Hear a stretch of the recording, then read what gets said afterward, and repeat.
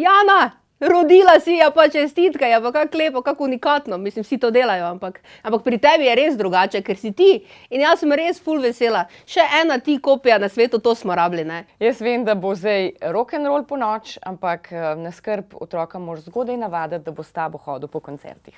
Želim vam vsem trem, da doživite vse vremenske razmere, tako sonce kot dež, točo, veter, burjo in razjasnitev, ker če boste vse skupaj doživeli, to pomeni, da bo vajen otrok zrastel v eno krasno bitje, ki bo zmožno vsega mogočega.